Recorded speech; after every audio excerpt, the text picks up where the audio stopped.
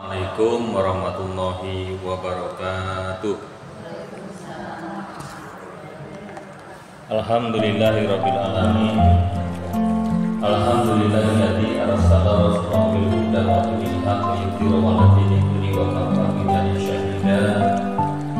Asyhadu an la ilaha illallah wa asyhadu anna Muhammadan abduhu wa rasuluhu la nabiyya ba'dahu. Qala Allah ta'ala fi kitabil karim a'udzu billahi minasyaitonir rajim. Subhanalladzi asra bi 'abdihi lailan minal masjidil haram ilal masjidil aqsa alladzi barakna haulahu linuriyahu min ayatina innahu huwas samiul basyir. Shadaqallahu azim. Ibu-ibu jemaah majelis taklim al-barokah yang dirahmati Allah Subhanahu wa taala, marilah senantiasa kita bersyukur kepada Allah Subhanahu wa taala atas karunia nikmat iman, nikmat Islam, nikmat sehat, ya, nikmat waktu. Hari ini kita berada di hari Jumat, di pekan yang terakhir di bulan Rajab. Kalau tidak salah, ini adalah tanggal 24 Rajab, karena tanggal 1-nya kemarin bareng dengan 1 Januari. Artinya apa? Ini adalah Jumat terakhir di bulan Rajab. Ibu-ibu solehah yang dicintai Allah Subhanahu wa taala, tentunya di hari yang sangat mulia, di waktu yang mulia, kita di bulan yang mulia, kita banyak-banyak memperbanyak amal-amal kebaikan. Salah satu dari amal kebaikan itu yang pertama adalah sebagaimana yang hari ini atau setiap pekan diagendakan oleh Majelis Taklim Al-Barokah, yaitu dengan mengadakan taklim. Kita niatkan taklim pada sore hari ini dari rumah, kita mengambil air wudhu, ya, melangkah menuju Masjid Al-Barokah, ya, dengan naik niat thalabul ilmi sampai di dalam masjid, ya, kita niatkan i'tikaf. Nawaitu i'tikaf di hadal masjid lillahi ta'ala. Di dalam majelis ini juga kita bersilaturahim, ya, sesama anggota majelis taklim.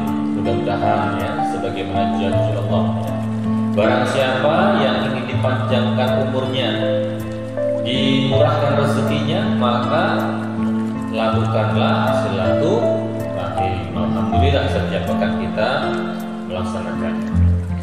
Ibu-ibu yang dicintai Allah, pada kesempatan ini juga kita bersolawat kepada baginda Rasulullah SAW, manusia agung, manusia mulia yang Allah turunkan sebagai Rasul yang terakhir, penghulunya para Rasul, menjadi suri tauladan untuk buat kita semuanya. Kita bisa bersolawat dengan salat yang sederhana. Allahumma sholli ala Muhammad wa ala ali Muhammad. Ibu-ibu yang dicintai Allah Subhanahu wa taala, pada sore hari ini seperti umumnya hari-hari ini, ya, apa Bu yang ramai dibahas? Tentang Isra Mi'raj. Kita dapat undangan hari Sabtu maupun hari Ahad, ya, dari Nurul Iman yang di sana menghadiri Isra Mi'raj. Hari Sabtu kita dapat undangan dari Masjid Batu Salam di RT 16 juga malam hari tadi, ya. Hari Ahadnya dari Masjid Jami'ul Qawmi kita juga diundang untuk peringatan Isra Mi'raj. Apakah bagaimana? Insya Allah sore hari ini kita Isra Mi'rajnya, ya. Ibu-ibu yang dirahmati Allah Subhanahu wa taala, kalau kita berbicara Isra Mi'raj, apa tuh yang terbayang? Ya. Isra, ada yang tahu Isra? Tadi sudah kami bacakan, ya. Oke. Coba sekarang dibuka surat Al-Isra ayat yang pertama, ya. Coba yang punya Quran ataupun yang ada HP, ada Qurannya, coba kita baca sama-sama. Ini yang menjadi bahasan kita pada sore hari ini. Atau mau ambil Quran yang di belakang boleh. Kita baca sama-sama biar kita mendapatkan keutamaan daripada membaca Al-Quran. Kan yang terbaik itu kata Rasulullah, man ta'allama Al-Quran wa 'allamahu, ya, siapa yang belajar Al-Quran dan mengajarkannya. Insyaallah kita sore hari ini sama-sama belajar surat Al-Isra ya, ayat yang pertama. Jadi kita baca sama-sama. Ya, silakan. Kalau perlu kacamata ada di sini. Barangkali ini perlu ada yang 1,5, 1,75, ada yang 2. Nah, sengaja saya siapin macam-macam. Surat Al-Isra ya. Sudah ketemu? Belum.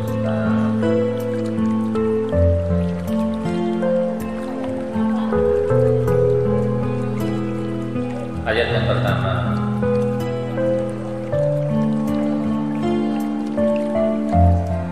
Ya, 17 ayat pertama.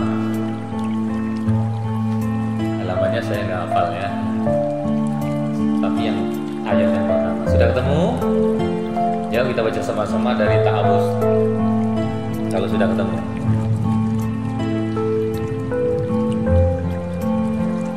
Ya, ayo. Sudah? Ini? Ya, oke ya. Kita dari Ta'awuz Ibu ya. A'udzu billahi minasyaitonir rajim. Bismillahirrahmanirrahim. Subhanalladzi asra bi 'abdihi lailam minal masjidil haram ilal masjidil aqsal ladzi barakna haulahu linuriyahu min ayatina innahu huwas samiul basir. Coba dibacakan terjemahnya ada? Ya. Coba salah satu. Ayo Bu Eva.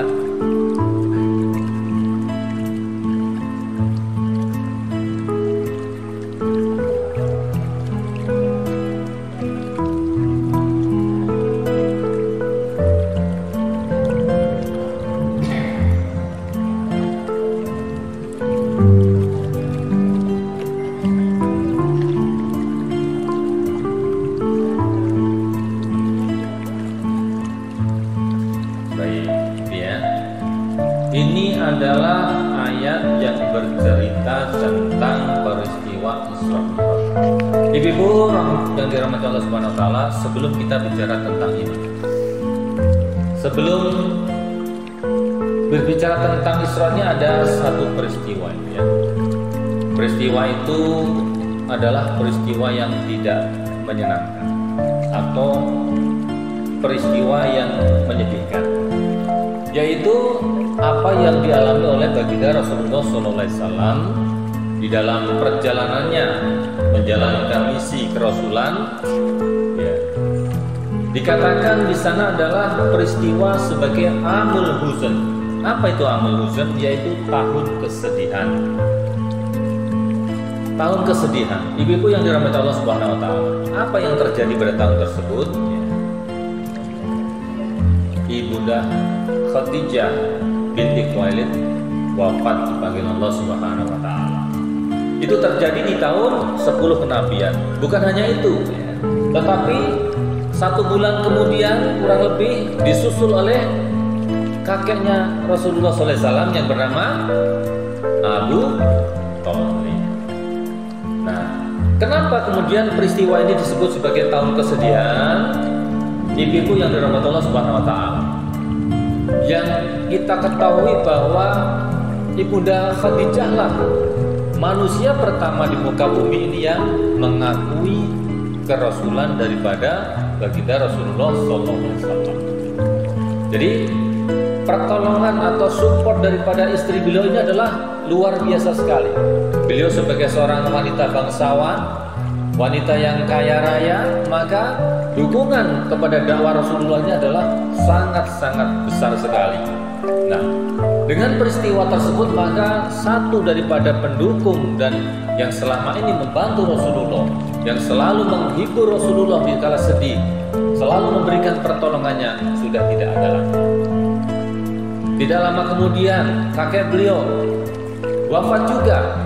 Abu Thalib adalah pemuka dari Bani Hashim, ya, yang melindungi dakwah Rasulullah SAW, di mana kafir Quraisy tidak akan berani mengganggu Rasulullah SAW selama masih ada Abu Thalib ini.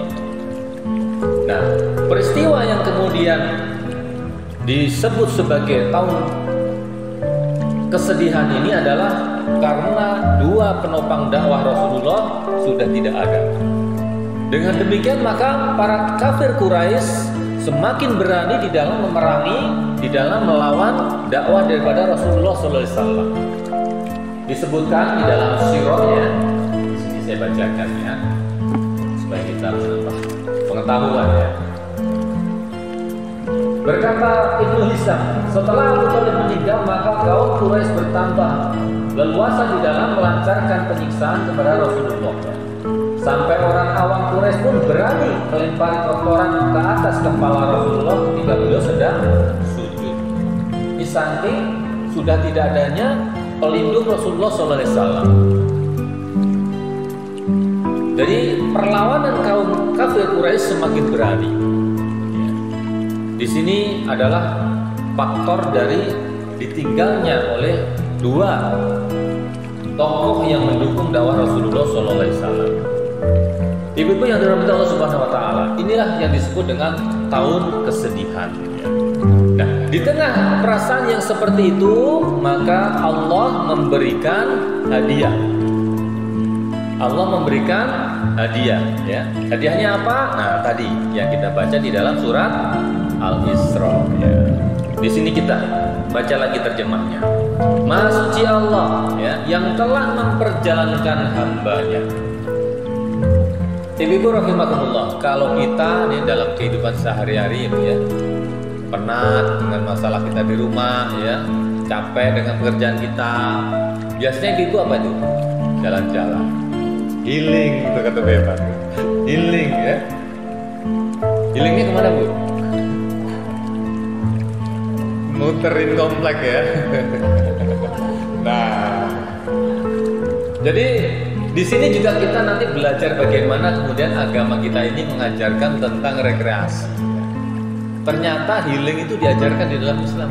Nah, iya. Nah, di sini dikatakan bahwa Maha Suci Allah yang telah memperjalankan hambanya. Di tengah kesedihan yang dialami oleh baginda Rasulullah SAW, Rasulullah dikasih, kalau kita mungkin semacam nih tiket liburan, nah, untuk dipakai supaya terhibur. Subhanallah, ya Maha Suci Allah. Tiket liburannya nggak main-main bu. Dari Mekah ke Palestina ya. Oh, itu kalau diukur jaraknya kurang lebih 1.200 km. Nah, naiknya juga bukan kendaraan biasa bu, ya. Kendaraan super cepat. Kalau sekarang kendaraan super cepat itu apa ya? Kompat atau apa namanya? Ya jet. Ini cepat sekali. Ya. Bahkan hanya dalam waktu nggak nyampe semalam. Ya. Nah, Maha Suci Allah ya. Buat Allah itu semua tidak ada yang tidak mungkin. Ibu-ibu yang dirahmati Allah Subhanahu Wa Taala, kalau kita berbicara Isra ini maka apalagi Mi'raj ini adalah peristiwa keimanan. Karena memang tidak mudah untuk diterima akal logika yang begitu saja. Bagaimana ceritanya manusia dari Mekah Masjidil Haram berjalan ke Palestina ke Masjidil Aqsa dalam waktu yang hanya semalam.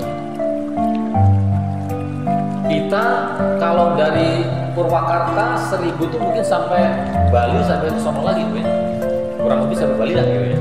Jalan berapa lama itu punya? naik mobil paling cepat juga tetap sehari semalam kayaknya. Nah, tapi ini adalah peristiwa keimanan. Ya. Kita sebagai muslim, mukmin, maka beriman terhadap hal semacam ini adalah bagian dari rukun iman. Ya. Sering kita dicontohkan begini, Bu.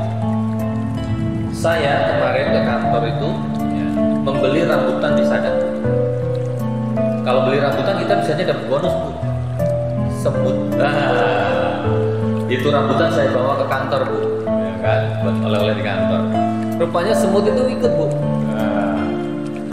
Mungkin di sana ketemu semut yang sana. Kamu dari mana? Dari Purwakarta. Mana mungkin gitu ya. Semut kecil yang panjangnya cuma 2 mili. Kalau dari Purwakarta ke kantor saya itu 110 kilo. Berapa lama dia berjalan? Tapi dengan metode yang tadi kita ceritakan bahwa dia numpang mobil saya, maka itu secara akal kita bisa terjadi. Walaupun tadi kata semut nggak mungkin gitu. Gimana semut bayangin peristiwa semacam ini? Nah, ini pun sama dengan kita. Gimana baginda Rasulullah? Di sini dikatakan benar-benar badannya dijalankan. Dia hamba ini diperjalankan. Bukan rohnya, bukan meta, tapi ini benar-benar fisiknya. Nah, ini adalah peristiwa keimanan. Ya, kita lanjutkan ya. Dari Masjidil Haram ke Masjidil Aqsa. Nah, Ibu rahimahumullah, seperti kami sampaikan di muka bawah, di tengah kesedihan itu kemudian Rasulullah mendapatkan hiburan, yaitu diperjalankan dari masjid ke masjid. Nah, ini juga menjadi tuntunan buat kita, Bu. Jadi, kalau kita sebagai manusia ini kan pasti banyak masalah, Bu ya. Nah, problematika kita itu dicontohkan oleh Allah Subhanahu wa taala di dalam ayat ini adalah di mana kita mencari solusi. Kemana, Bu? Pergi ke masjid. Jadi healingnya ke masjid, Bu. Jadi benar nih, jamaah Majelis Taklim Al Barakah sudah benar, perginya ke masjid. Ilal masjid. Dari masjid Jumat ke masjid Jumat yang gitu ya, Bu ya. Nah, kemudian apa?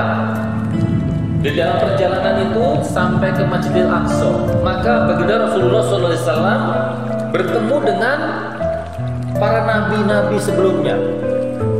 Ya, ini juga peristiwa keimanan, Bu. Kan nabi itu sudah berapa ratus tahun meninggal, ya. Bagaimana itu bisa terjadi? Ya.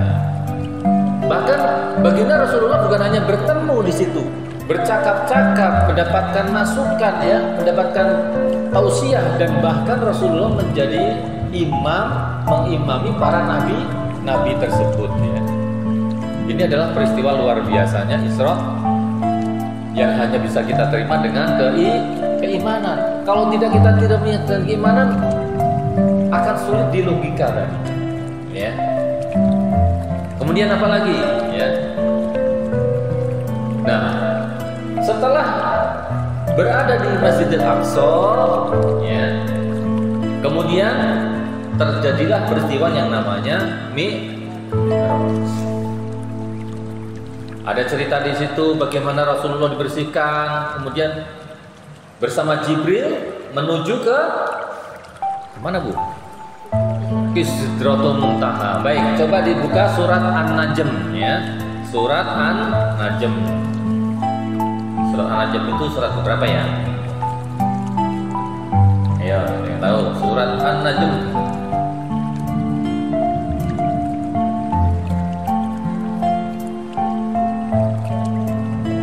Ayat yang ke-13 dan sampai 15. Surat ke-53. Ya. Kita baca ya, Bu ya. Atau salah satu deh, siapa yang mau membaca silakan. Ayat 13 sampai 15. Ayat 13 sampai 15. Ya, coba dibaca.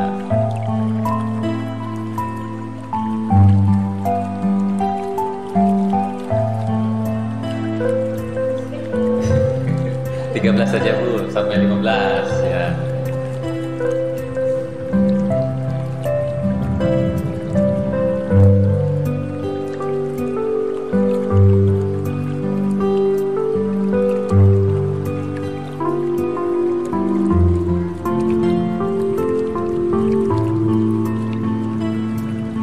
Coba sekarang artinya ada yang terjemahnya di situ. Coba silakan Bu. Bu sudah silakan.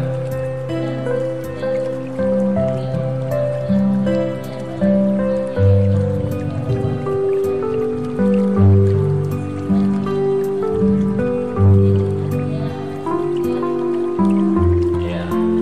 Jadi ini adalah ayat yang menerangkan bahwa walaqad dan sungguh ro'ahu dia telah melihatnya. Siapa yang melihat? Baginda Rasulullah Sallallahu Alaihi Wasallam. Siapa yang dilihat? Yaitu adalah malaikat Jibril. Jadi selama dalam perjalanan dari Mekah menuju dari Masjidil Haram menuju Masjidil Aqsa, ya, ditemani oleh malaikat yang mulia yaitu Jibril alaihissalam. Pun demikian dari Masjidil Aqsa, ya, sampai ke Sidratul Muntaha ditemani oleh malaikat Jibril. Ya, ini adalah peristiwa keimanan semuanya. Ya, bagaimana malaikat adalah bagian dari rukun iman. Ya, peristiwa-peristiwa yang semacam ini, ya, adalah peristiwa keimanan yang mau tidak mau kita sebagai umat Muslim mengimaninya melalui membaca Al-Quran. Ibu-ibu yang dirahmati Allah Subhanahu Wa Taala. Jadi kesedihan baginda Rasulullah SAW setelah ditinggal oleh dua orang yang sangat beliau sayangi, orang yang sangat mendukung di dalam dakwah beliau, ya, yang melindungi, yang memberikan supportnya. Ya. Kemudian Allah hibur dengan peristiwa Isra dan Mi'raj ini. Lantas apa sih yang terjadi? Apa sih yang diperoleh daripada peristiwa Mi'raj itu? Apa Ibu? Ya, perjalanan Nabi dari Masjidil Aqsa ke langit 7 katanya dia bertemu dengan Allah, menerima wahyu sholat. Ya. Jadi itu adalah pertama kali perintah sholat kepada Rasulullah SAW. Sering kita mendengar bahwa awalnya perintah itu adalah 50 waktu. Ya. Kemudian Nabi Muhammad ketemu dengan Nabi Musa, ya, diminta untuk apa namanya? Kalau kata orang di pasar nawar itu, ya, nawar, kamu nggak akan kuat katanya.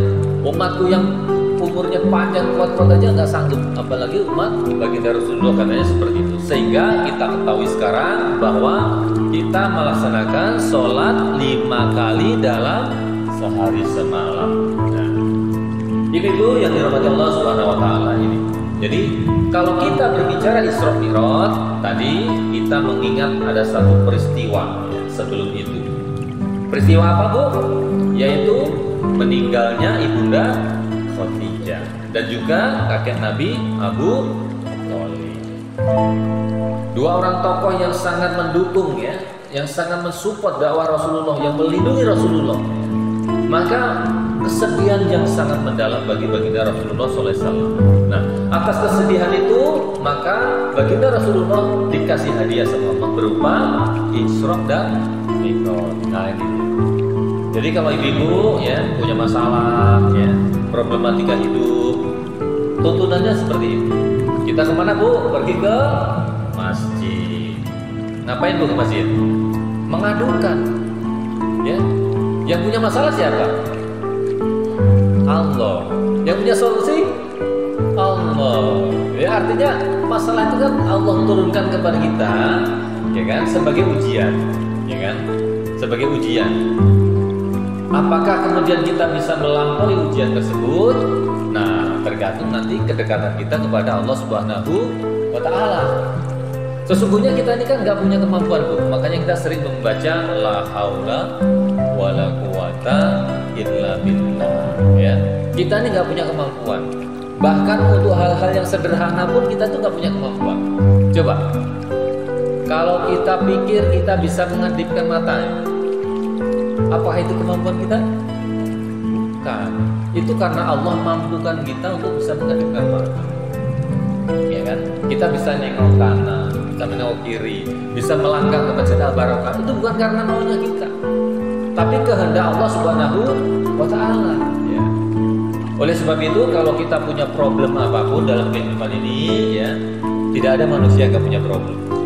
Bahkan sejak Nabi pertama diciptakan siapa? Adam alaihi salam sudah punya problem. Problemnya apa Bu Nabi Adam? Gak punya pasangan. Hidup di surga ya, penuh fasilitas tapi nggak ada temennya, kesepian Bu. Mintalah sama Allah dikasih pasangan. Sudah punya pasangan, timbul masalah ya Bu ya.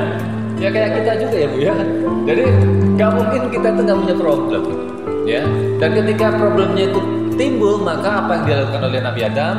Beliau berdoa, Robbana dolamna anfusana wa ilam taghfir lana wa tarhamna lanakunanna minal khosirin ya.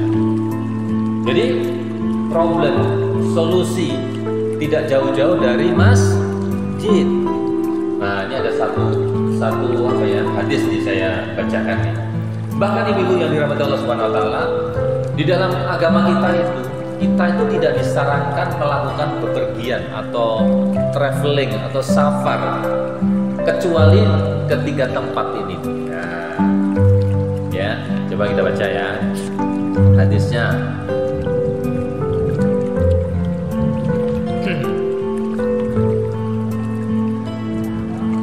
Ada yang sudah tahu ya bahwa kita tidak dianjurkan secara serius gitu kira-kira ya. Nih kita baca ya. La ta'sudur rihalu ila salasin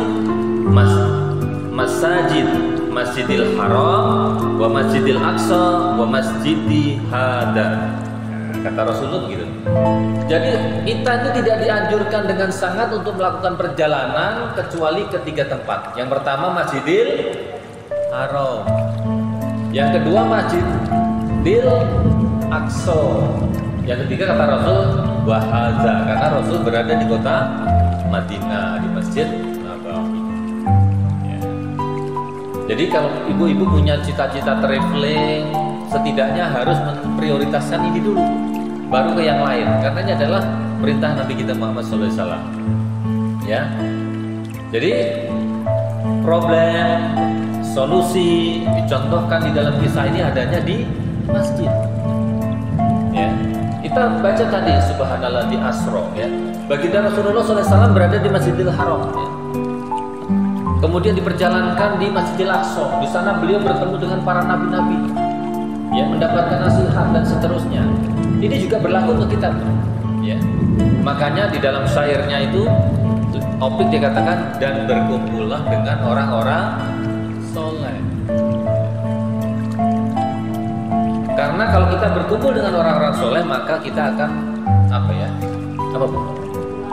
ketularan soleh atau terjaga dari ketidaksolehan. Kira-kira minimal seperti itu. Makanya dikatakan dan berkumpulan dengan orang-orang soleh. Ya. Nabi Muhammad dari Masjidil Haram ke Masjidil Aqsa bertemu dengan para nabi, kemudian melakukan sholat berjamaah dan baginda Rasulullah menjadi imamnya. Ya. Ini adalah salah satu tuntunan kita. Ya. Kalau kita selama ini melaksanakan pergi jalan-jalan, tadi Bu Haji Oswald katakan healing gitu ya Bu ya, pergi ke gunung. Pergi ke suatu tempat, ya. Mungkin nonton konser atau apapun gitu ya kita ya. Tapi di sini baginda Rasulullah SAW ketika beliau dalam kondisi yang dikatakan bahkan itu adalah tahun kesedihan, bagaimana tidak ditinggalkan oleh orang yang sangat beliau cintai, orang yang sangat mendukung beliau. Coba kita bayangin Bu, kalau kita ini misalnya nih sebagai istri ya, selama ini kita dekat dengan suami ya. Kita dipenuhi semua kebutuhan kita sama suami ya, dari mulai kebutuhan harian, dilindungi kita kemanapun kita, dijaga dan seterusnya. Tiba-tiba kita hidup sendiri ya. Itu kan suatu peristiwa yang tidak mudah. Apalagi ada ancaman yang mengancam di sekitaran beliau di kota Mekah dari kaum kafir Quraisy. Nah, di tengah kesedihan itu maka mendapatkan kabar gembira berupa perjalanan dari masjid ke masjid. Jadi kita belajar bahwa setiap problematika hidup kita, satu kita temukan ada di dalam Al-Quran. Ya. Dikatakan bahwa dengan berzikir itu ala bizikrillahi tatmainul qulub. Walau nih, bener gak Bu? Kalau kita zikir hati kita tenang, bener gak Bu? Atau masih tetap gelisah? Ini pertanyaannya tidak kemana-kemana ya, tapi ke diri sendiri. Jadi kalau kita punya masalah, kita sedang gelisah, kita sedang kalut dan segala macam, apa yang kita lakukan? Kalau dalam tuntunan kita ini adalah baca Quran, karena zikir yang terbaik itu adalah baca Quran. Apalagi bacanya di masjid, di tengah malam atau sepertiga malam itu ya, di sini serem itu. Nyari teman gue kalau serem ya. Di sini baca pasti. Kemudian kita baca terjemahnya juga sehingga kita paham, karena kita bukan orang Arab ya. Segitu baca langsung ngerti enggak? Kayak tadi Bu, kita baca cari terjemahnya sehingga kita paham. Kadang-kadang kita tuh juga nggak tahu kalau punya masalah udah pegang aja Quran. Tiba-tiba tak kita buka aja, tiba-tiba buka baca ayat itu aja. Mungkin Allah yang akan bimbing. Kita nggak bisa reka-reka, pokoknya baca aja. Iya, tiba-tiba nanti hati akan menjadi tenang ketika kita benar-benar melaksanakan itu ikhlas, ya, khusyuk, ya, benar-benar bahwa kita seperti sedang diajak dialog oleh Allah Subhanahu Wa Taala.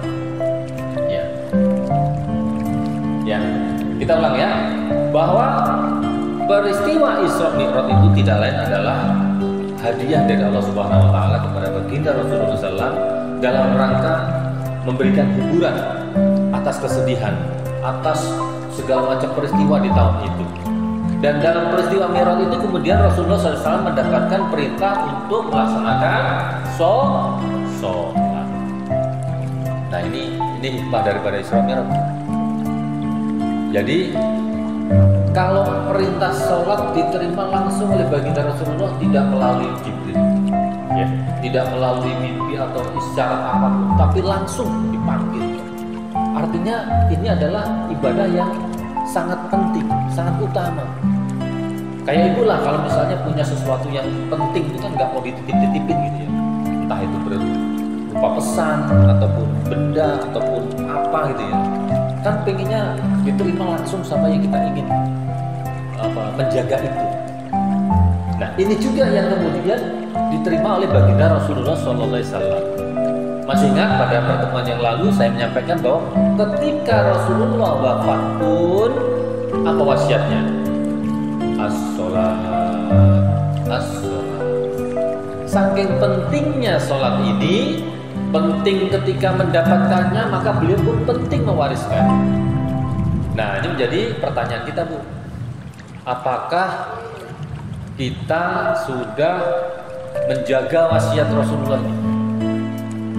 Dikatakan di dalam Al-Quran, wasta'inu bis-sabri was-sholat, ya. Dan mintalah pertolongan kepada Allah itu dengan sabar dan sholat. Sabar di sini ada yang mentafsirkan sebagai puasa, ya, dan sholat. Jadi Bu kalau punya masalah apapun itu, entah masalah anak, masalah suami, masalah tangga, masalah apapun ya, masjid. Nah masjidnya Ibu kan tidak di masjid ya. Masjidnya Ibu di tempat sholatnya di rumah. Tapi ke masjid apakah nggak boleh pun? Silahkan bagi depan dekat, tinggal nyebrang itu. Tapi Ibu kan punya musola sendiri di rumah, entah di kamar, entah di mana yang setiap hari digunakan untuk beriktikaf, ya, bersolat ya di situ. Nah di masjid baca Quran, sholat. Kalau Rasulullah SAW dipanggil oleh Allah Subhanahu Wa Taala bertemu langsung. Lantas kita gimana nih, Bu? Supaya kita bisa ketemu Allah, caranya gimana? Nah, seorang Muslim, mukmin, saat paling dekat dia adalah dengan Allah ketika dia sujud. Kita benar-benar merasa sebagai tidak bernilai di hadapan Allah Subhanahu Wa Taala. Allah yang maha besar, makanya diawali dengan takbir Allahu Akbar. Semua masalah kecil Bu kalau sudah di hadapan Allah, gampang banget ngomongin Ibu ya, tapi di jalannya nggak gampang itu. Allahu Akbar. Masalahnya kita Allahu Akbar yang ingat masalah Ibu ya, yang kunci lah, yang pintu belum sholat segala macam, ingat di waktu sholat. Ini problem kita, Bu. Padahal ketika kita ngomong Allahu Akbar, kita sedang berhadapan dengan Allah Subhanahu wa taala, sebagaimana Rasulullah SAW dipanggil Allah melalui Mi'raj untuk menerima wahyu sholat tadi. Nah, kita bayangin, kita jadi seperti itu, maka insya Allah sholat kita akan lebih baik, lebih baik, lebih baik, dan lebih baik. Kita belajar terus. Tidak ada kesempurnaan, ya. Kesempurnaan itu hanya milik Allah.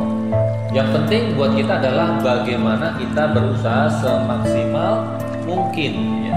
Dikatakan bahwa takwa itu kita menjalankan semua perintahnya. Mungkin nggak mungkin.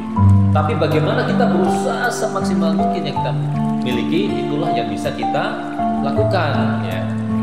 Sholat, ya, karena penting, ya, diterima langsung Rasulullah, maka kita jaga. Dikatakan bahwa sholat itu yang terbaik adalah tepat pada waktunya. Ya, ini jadi problem kita kan. Kadang-kadang wah tanggung nih lagi masak, gitu. Tanggung nih lagi olahraga, apalagi tanggung nih lagi macam-macam, ya, macam-macam. Kondisi yang membuat kita itu seperti itu. Nah, bagaimana kemudian setelah peristiwa ini kita ngaji, ya, ngaji Isra Mi'raj, maka oleh-oleh utamanya ya hanya itu, Bu. Bagaimana kemudian kita memperbaiki kualitas sholat kita. Kalau misalnya Al-Barokah sudah bunyi itu, Allahu Akbar, Allahu Akbar, baju biasanya azan, ya, atau jatuh, ya. Nah, apa nih respon kita nih?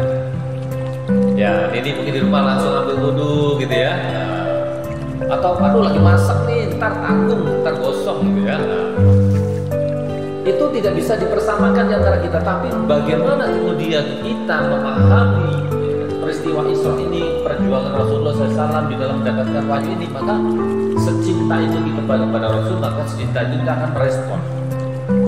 Jadi tidak cukup dengan dipahami, ya, tidak cukup dengan aku ngerti, nggak bisa. Semua orang sudah ngerti ini, tapi realisasinya tidak sama.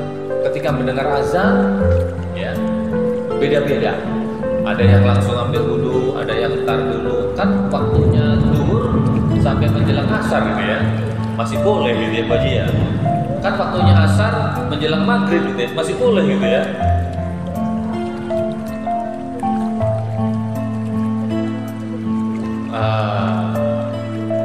Betul. Ya. Baik.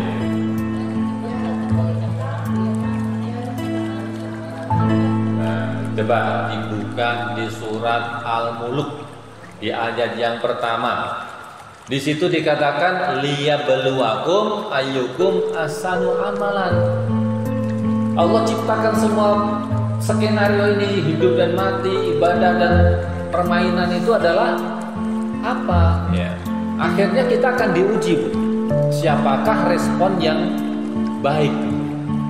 Kita sama-sama ngaji. Tadi sama-sama dengar tuanya Bu Eva, ya. Assalamualaikum, mari kita ngaji, ya gitu kan. Responnya beda-beda. Hujan, ntar aja, ya. Ada yang di sini cepat, ada yang lambat. Semua punya alasan masing-masing. Makanya Allah juga tahu kita hambanya. Allah itu maha sayang, maha kasih. Tetapi di situ ada poinnya, yaitu liyabluwakum. Yang paling bagus responnya. Nah, kenapa diciptakan waktu duhur itu dari mulai matahari condong sedikit sampai menjelang asar tadi? Kan semua orang punya kesibukan masing-masing. Ada yang profesinya sebagai sopir, ada petani, pedagang, buruh pabrik, satpam, macam-macam. Jadi mana yang responnya itu beda-beda. Kita nggak bisa menyamakan. Kalau semua sama, Bu, waduh berhenti semua nih.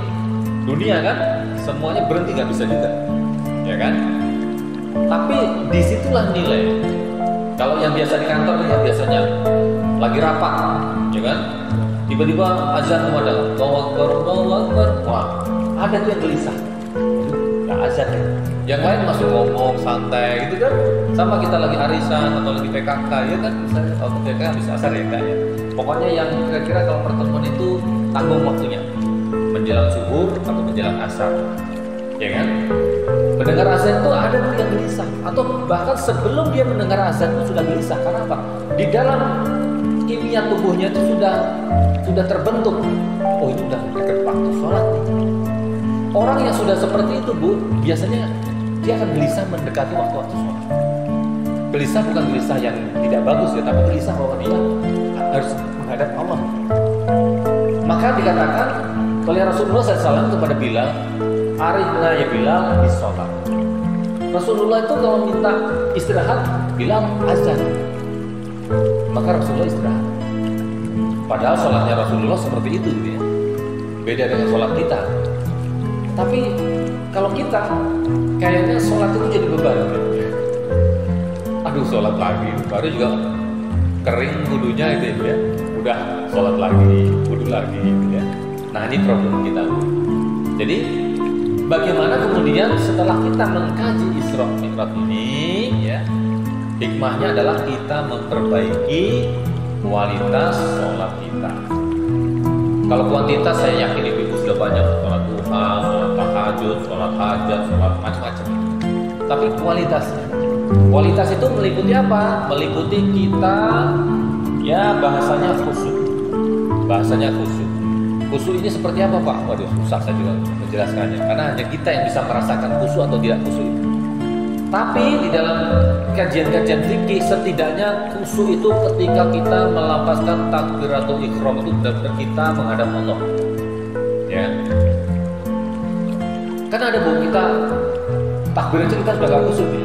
Ingat macam-macam gitu. Nah, jangan sebisa mungkin khusyuk kita itu mungkin ini level yang paling apa ya? Yang paling sederhana gitu ya.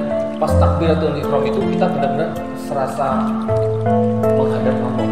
Kan dikatakan kita nggak bisa melihat Allah, tapi Allah pasti melihat kita. Mulai dari pakaian kita, ya kan, mukenanya, sejadahnya, tempat area sholatnya, ya, itu yang bisa mengkondisikan kita untuk khusyuk. Ya, kalau kita sholat di masjid, insya Allah harusnya khusyuk ya, karena tidak banyak yang berseliweran mengganggu. Kalau kita di rumah mungkin nggak tahu nih. Karena saya jarang sholat di rumah kan gitu ya. Kan kalau laki-laki sholatnya di masjid gitu. Nah, ini bagian dari kita belajar dari hikmah Isra Mi'raj. Yang pertama, sholat kita perbaiki dari sisi waktunya. Nah, tadi ya, kalau selama ini kita masih panjang ya. Belum asar, belum isya, belum maghrib, belum subuh ya. Kadang-kadang nanti aja. Memang betul, sholat isya itu yang bagus diakhirkan ketika kita bisa menjaganya. Tapi kalau nggak bisa menjaganya, lewat gitu ya. Sampai jam berapa?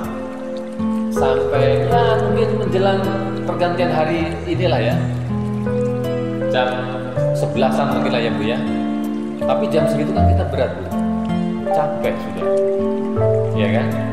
Di samping resikonya, nah itu dia. Memang Rasulullah mengajarkan kalau habis sholat isya itu sudah tidak ada diskusi, nggak ada dialog, nggak ada kongko-kongko, nggak ada ngobrol, istirahat kan gitu. Karena ya seperti itu tadi, waktunya beliau kan memang sangat efektif gitu ya di dalam menjalankan sholat. Beliau jam 1:30 mungkin sudah bangun. Ya. Kalau kita kan tahajudnya jam berapa? Udah mungkin mendengar tahrim dari masjid Nurul Iman loh ya, kita masih bisa tahajud ya, nggak apa-apa daripada enggak gitu ya. Tapi intinya kita perbaiki waktu sholat. Kalau kita sudah dengar azan, yang di rumah pun mulai ambil wudhu sholat.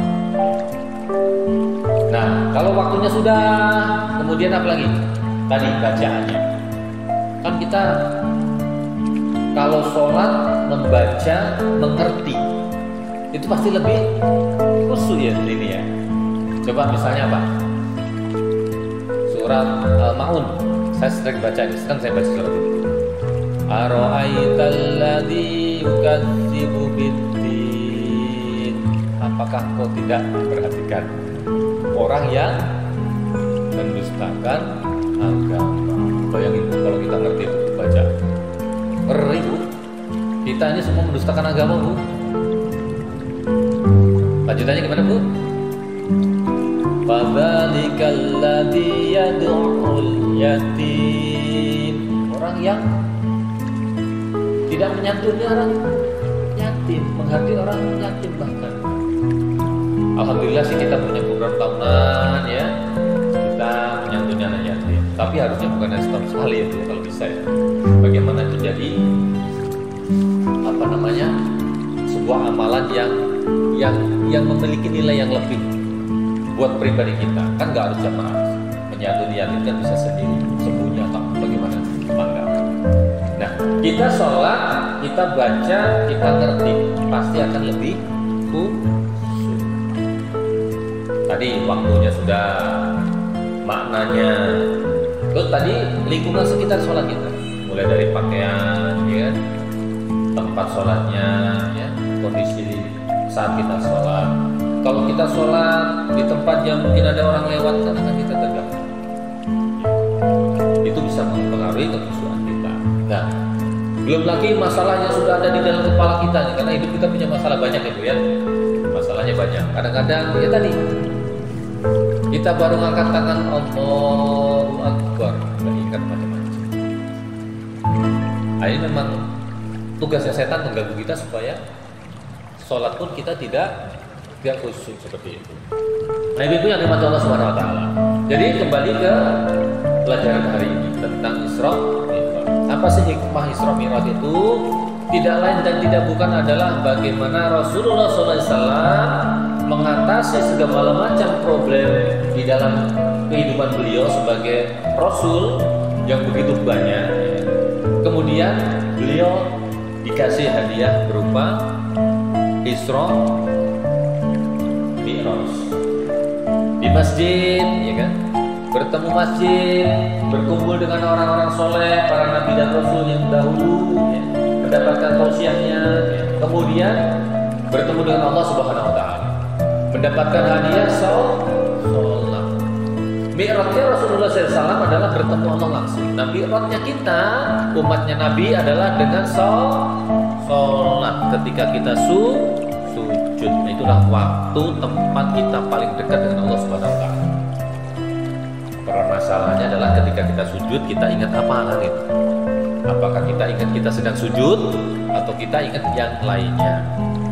Ingat suami, ingat anak, ya, ingat masalah anak, ingat masalah suami, gitu ya. Ya boleh. Bahkan Rasulullah mengajarkan ketika kita sujud itu kita banyak membaca doa dalam hati. Ya. Apa keinginan kita ungkapkan pada Allah, karena kita paling dekat dengan Allah di sini. Insya Allah tidak akan ditolak doa-doa kita. Ya, dalam hati. Yang penting jangan diucapkan, karena tidak boleh menambah bacaan sholat. Jadi sambil sujud ya subhanallah, sambil dalam hati kita ya Allah. Tidak boleh mengucapkan selain bacaan sholat. Jadi dalam hati saja. Ayo, ungkapkan semua tuh. Punya masalah apapun Allah ya. Tapi ya kalau kata Gus Baha, tahu diri kita. Ibadah kita nggak seberapa, mintanya jangan banyak-banyak. Jadi ibadahnya bagusin, insya Allah Allah tahu. Ya. Tapi apapun permasalahan kita, contohkan di sini, Rasulullah kurang banyak masalah apa. Sebelum lahir saja beliau sudah dalam kondisi banyak problem. Begitu lahir sudah tidak punya ayah. Berapa tahun tidak punya ibu. Kemudian pula dimusuhi orang-orang sekitarnya, tidak disukai. Padahal beliau itu orang baik. Musuhnya pun tahu beliau itu orang baik. Hanya karena mengajarkan tauhid la ilaha illallah. Nah, kita juga seperti itu. Masalah kita banyak. Kita bawa saja ke masjid. Ya, kita mengadu sama Allah. Nah, sebelum mengadu sama Allah itu kita baca Quran, ya. Seperti tadi, subhanalladzi, mensucikan, ya. Kemudian apa? Banyak berwirid, ya. Banyak istighfar. Nah, kita coba baca istighfar itu sama-sama. Ini di bulan Rajab ya, Jumat terakhir di bulan Rajab. Mudah-mudahan di hari Jumat di waktu yang berkah ya, kita baca istighfar. Mudah-mudahan Allah mudahkan semua permasalahan kita. Dikatakan bahwa ada orang punya masalah, 3 punya masalah. tapi datang kepada kiai dijawab dengan satu hal saja, yaitu istighfar. Astaghfirullah Rabbal baraya, astaghfirullah minal khotoya, astaghfirullah Rabbal baraya, astaghfirullah minal khotoya, astaghfirullah Rabbal baraya, astaghfirullah minal khotoya, Rabbi zidni ilman nafi'an wa wafiqni amalan maqbulan wa wahabli rizqan wasi'an wa tub alaina taubatan nasuha, wa tub alaina taubatan nasuha, astaghfirullah Rabbal baraya, astaghfirullah minal khotoya, astaghfirullah Rabbal baraya, astaghfirullah minal khotoya. Semoga Allah Subhanahu wa taala senantiasa membimbing kita semuanya ya di bulan Rajab tanggal 24. Berarti kalau bulan Rajab itu 29, 5 hari lagi kita memasuki bulan Sya'ban. Berarti 30 hari kita masuk ke bulan Ramadan. Tidak terasa itu ya. 35 hari atau 36 hari Ramadan yang dulu kita minta, ya Allah sampaikan Ramadan tahun depan. Insya Allah kita akan disampaikan. Insya Allah kita akan disampaikan. Nah, lantas apa yang harus saya siapkan menjelang Ramadan ini? Ibu-ibu yang dirahmati Allah Subhanahu wa taala. Kemarin kita pengurus RT dengan PKM sudah rapat. Katanya ibu-ibu sholat di Pantas Panas gitu ya. Wah, kemarin saya sudah bikin lelang untuk memperbaiki kenyamanan Masjid Al Barokah ya. Alhamdulillah sudah ada beberapa jamaah yang isi listnya. Silahkan ibu-ibu ikut di situ, atau mungkin bapaknya sudah ya. Kalau baca sudah kayaknya Pak Ustaz sudah nulis, saya baca. Tidak dibatasi mau berapapun di situ, karena ini adalah peluang terbaik. Apalagi hari ini Jumat terakhir bulan Rajab, ya kan? Hari Jumat ada asar menjelang maghrib, semua doa-doa diterima, ya kan? Semua doa-doa dijawab. Kita mulai dengan bersedekah, ya. Itu akan mempercepat hajat kita kepada Allah Subhanahu wa taala. Nah, selama Rajab ini kita berdoa kepada Allah, Allahumma barik lana fi Rajaban wa Sya'ban wa balighna Ramadan. Banyak-banyak dibaca doanya.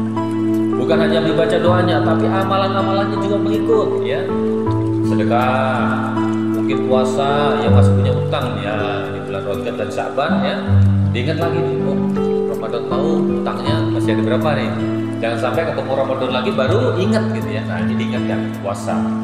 Kemudian sholat tadi. Isra Mi'raj bicara tentang sholat, hakikat sholat ya. Bagaimana kemudian sholat itu diterima langsung oleh baginda Rasulullah SAW. Dan itu pula yang diwasiatkan terakhir ketika baginda Rasulullah wafat. As-sholat, as-sholat, as-sholat ummati. Jangan kita melupakan wasiat Rasulullah SAW.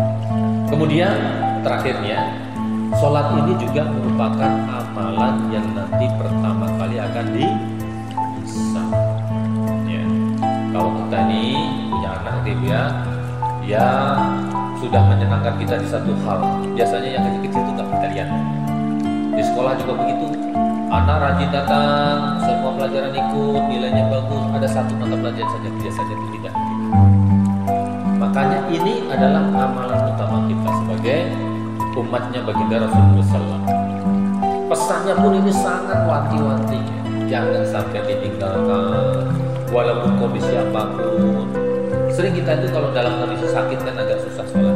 Padahal diajarkan di dalam kitab fikih, kalau kita nggak bisa berdiri, bisa duduk. Kalau nggak bisa duduk, bisa berbaring. Kalau nggak bisa berbaring dengan isyarat. Kalau isyarat nggak bisa di sholat. Ya. Tadi ada tuh di Masjid Jami ada jamaah kita di RT berapa 15-nya meninggal dunia. Nah ini kan jadi apa ya namanya pengingat kita. Kita nyolatin jenazah itu sehakikatnya kita sedang membayangkan suatu saat kita akan ada di depan ini. Pertanyaannya, apakah akan ada yang menyolati kita?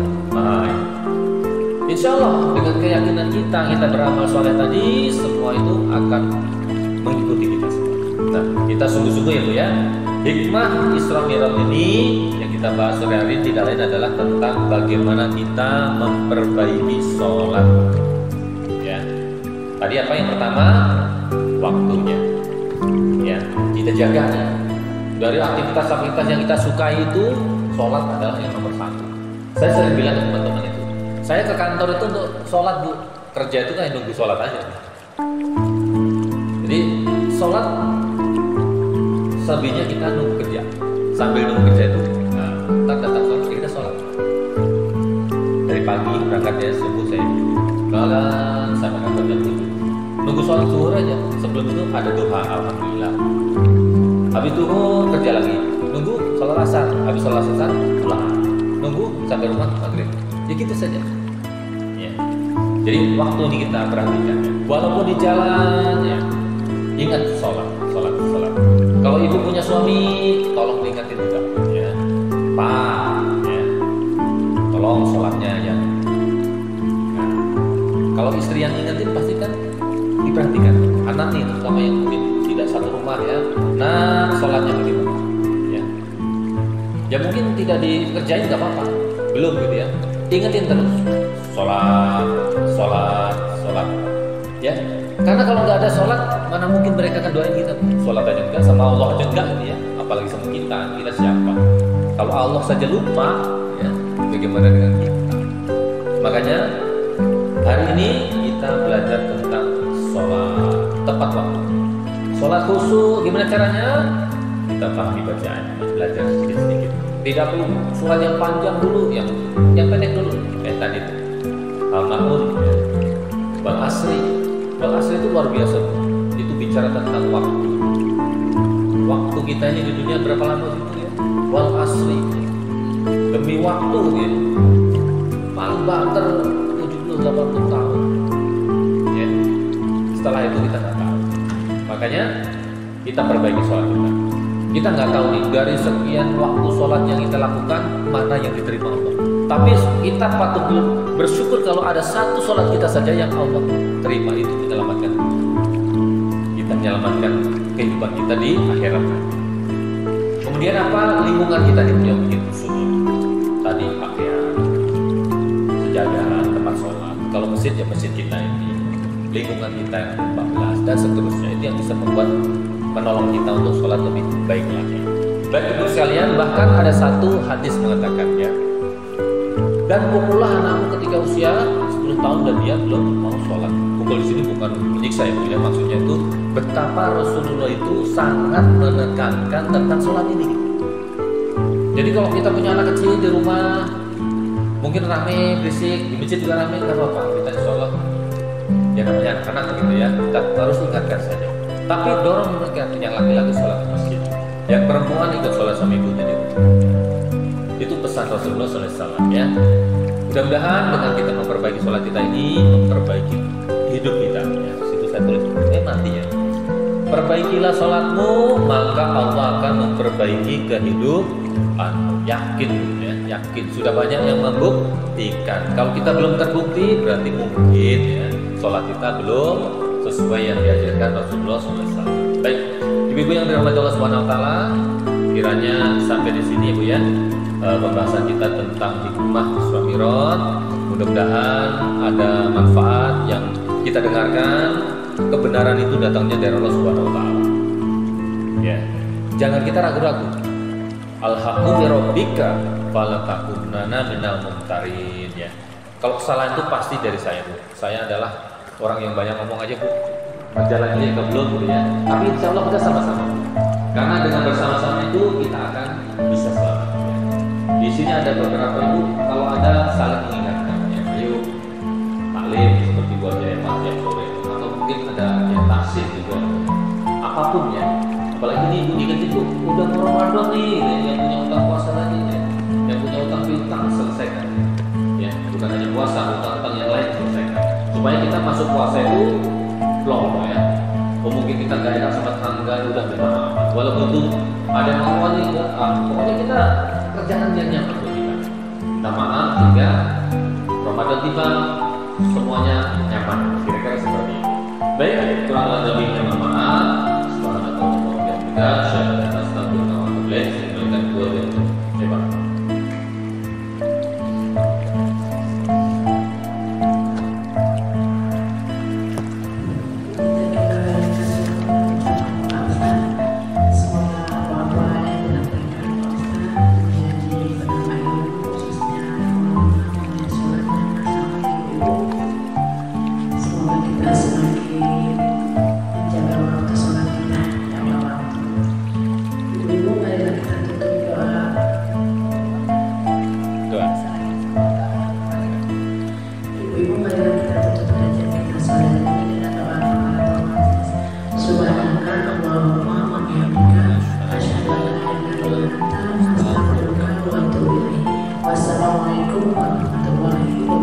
Waalaikumsalam warahmatullahi wabarakatuh.